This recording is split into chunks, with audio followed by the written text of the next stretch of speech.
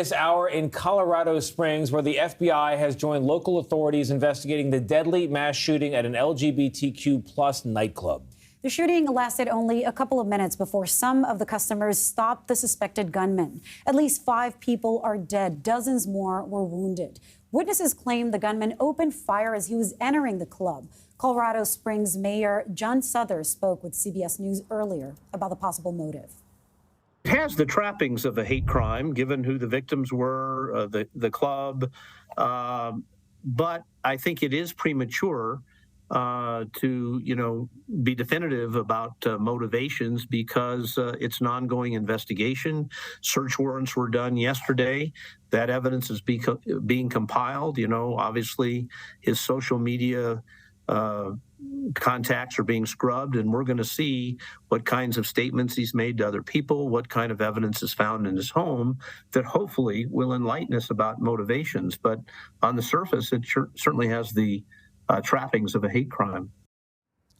Let's get to CBS News' Danya Bacchus, who joins us for more now from Colorado Springs. Danya, glad you're with us today. I think when a story like this happens, there are 2 tracks. There's, on the one hand, the mourning and the grieving in that community.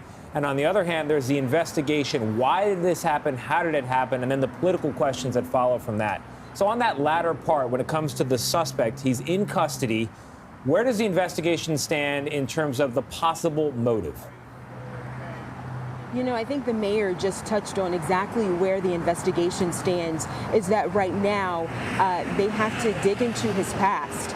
This is suspect's past, and really trying to figure out if there was a motive here that could substantiate a hate crime. And in order for them to substantiate that hate crime, they basically have to prove that he targeted this community, that he targeted this club based off of a perceived sexual orientation of the people who were inside.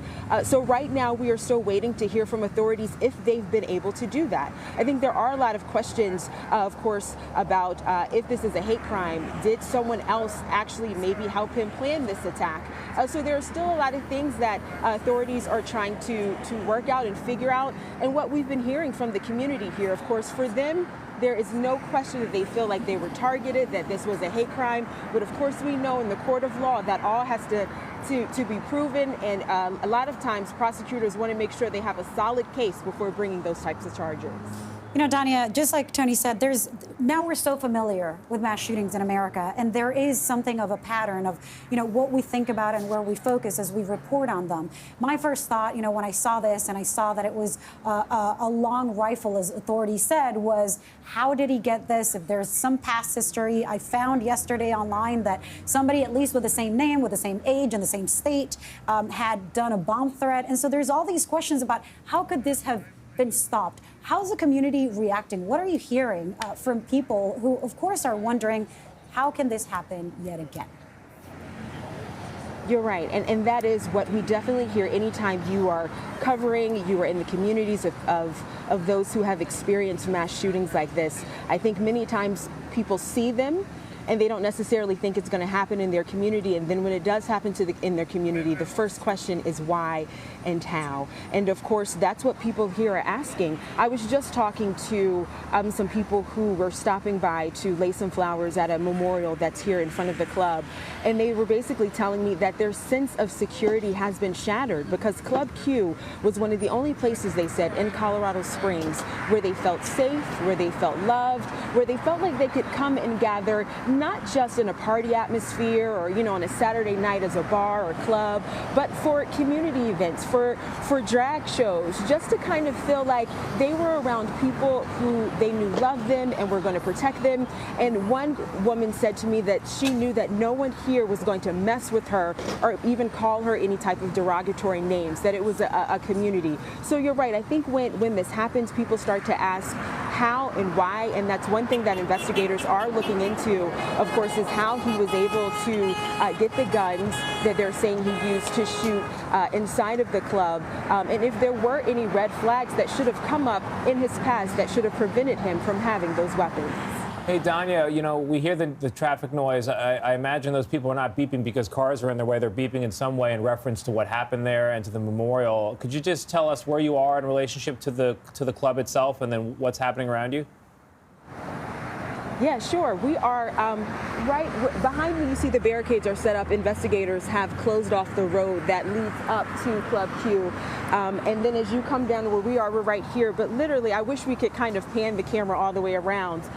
That would be, Tim, can we do that? Is that a big hit? Let's kind of do a little walk and talk just to set the scene here so you guys can see exactly what it looks like here. We are kind of tethered, as you guys know, to a lot of different cords. So I'm going to try to move without knocking anything over.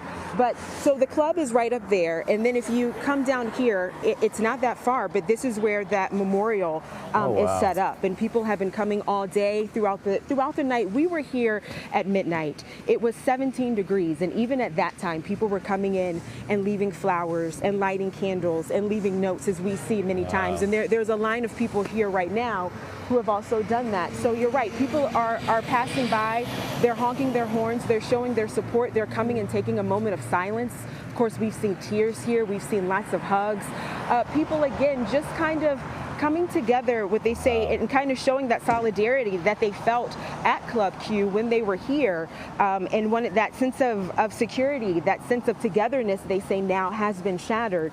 So as you can imagine, this is a community that's going to have to go through that healing process again that we've seen so many times when communities experience these mass shootings in safe places.